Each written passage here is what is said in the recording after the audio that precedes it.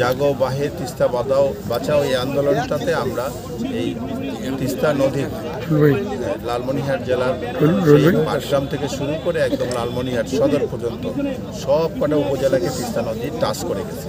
এবং এই তিস্তা নদী আমাদের যেটা একটা দুঃখের, লালমনিরহাট জেলার জন্য দুঃখের কারণ হয়েছে। কারণ আপনারা জানেন এই যে তিস্তা ব্যারেজের উজানে যে বাঁধ ইন্ডিয়া দিয়েছে, যার ফলে বন্যার সময় ওনারা বাঁধ খুলে দেয়, এই অঞ্চলটা প্লাবিত হয়ে যায়। আর যে সময় খরার সময় সে সময় ওনারা পানি আটকায় রাখে, যার জন্য আমাদের এখানকার কৃষিকার্য ক্ষতিগ্রস্ত হয়। কৃষকরা আবাদ কৃষি ঠিকমতো করতে পারে না। আর বন্যার সময় তো অসম্ভব ক্ষতি হয়, যে গ্রামের পর গ্রাম তিস্তা নদীতে ভেসে যায়। এখানে তাদের ওই যারা যেসব পশু পাখি গরু ছাগল সব কিছু ভেসে যায় এবং মানুষের বাড়িঘর পর্যন্ত নষ্ট হচ্ছে। মানুষ অর্থনৈতিকভাবে চরম ক্ষতিগ্রস্ত হচ্ছে দীর্ঘদিন থেকে। এটা এই অঞ্চলের মানুষের দীর্ঘদিনের দাবি যে তিস্তা নদীতে একটা স্থায়ী বাঁধের ব্যবস্থা করা। তো আমরা এই যে গত সরকার যে তিস্তা নদী নিয়ে যে মহাপরিকল্পনা করেছিল, কিন্তু সেই মহাপরিকল্পনা বাস্তবায়ন করতে পারেনি। আমরা তিস্তা নদীর পানির ন্যায্য হিস্সা থেকে বঞ্চিত, যার কারণে আমরা এই বর্তমান অন্তর্বর্তীকালীন সরকারকে দাবি জানাই যে আমাদের এই তিস্তা মহাপরিকল্পনা বাস্তবায়ন হোক। এটা বাস্তবায়ন হলে এই অঞ্চলটা পুরো আলোকিত হবে।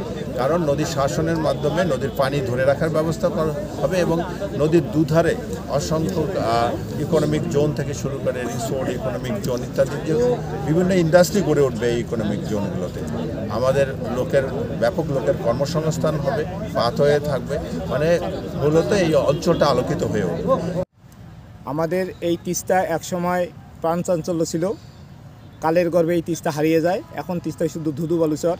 এই তিস্তা মহাপরিকল্পনা বাস্তবায়নের জন্য আমাদের নেতা অধ্যক্ষ আসাদুল দুলু ভাই, উনি প্রধান সমন্বয়ক তিস্তা বাঁচাই আন্দোলন, উনি ডাক দিয়েছেন তিস্তাকে বাঁচাতে হবে। তাই আগামী 17 এবং 18 ফেব্রুয়ারি 48 ঘন্টা লাগাতার কর্মসূচি দিয়েছেন। সাধারণ মানুষকে সাথে নিয়ে আমরা সবাই এই 48 ঘন্টা এই তিস্তা পারে 2 অববাহিকে অবস্থান করব এবং এখানে সকালে আমরা 17 তারিখ সকালে অবস্থান করব, 18 তারিখ সন্ধ্যার পর এখান থেকে আমরা বিদায় নিব। এর মধ্যে আমরা এই যে বিশাল যে চর আছে এই চরে লং মার্চ করব। তারপরে আমরা এখান থেকে আকাশে দুলুভাই যে নির্দেশ, আকাশে ঘুড়ি উড়াবে, ঘুড়িতে দেখাবে যে আমরা তিস্তা বাঁচাও আন্দোলনের জন্য এই যে তিস্তা পারে অবস্থান করছি। এখানে তিস্তা ব্যারেজ থেকে কুড়িগ্রাম পর্যন্ত 10টা টেন্ট হবে। এই 10টা টেন্টে হাজার হাজার মানুষ এখানে অবস্থান করবে। লালমনিরহাট জেলার অভিভাবক অধ্যক্ষ আসাদুল দুলুভাইয়ের নেতৃত্বে লালমনিরহাট, কুড়িগ্রাম, নীলফামারী, রংপুর, গাইবান্ধা এই 5 জেলার সমন্বয়ে এটা একটা তিস্তা বাঁচাও আন্দোলন হবে। আমরা আমাদের হাতীবান্ধা উপজেলার থেকে আমরা এই দোয়ানি ব্যারেজের পিছনে থাকবো ভাটিতে। তো আমরা 17 তারিখ 10টার দিকে আসবো, 17 তারিখ দুপুর রাত, 18 তারিখ সকাল দুপুর রাত পর্যন্ত থেকে আমরা যাব। জনসমাবেশ যেটাকে বলা হয়েছে সেই জনসমাবেশ তো হবেই, পাশাপাশি এখানে সাংস্কৃতিক অনুষ্ঠান হবে, যেটা ছোট ছোট আকারে স্থানীয় যে সাংস্কৃতিক কর্মীরা আছে সাংস্কৃতিক অনুষ্ঠান হবে, খেলাধুলা হবে, ফুটবল হবে, ক্রিকেট হবে। এখানে লোকজন তো অবস্থান করবেনই।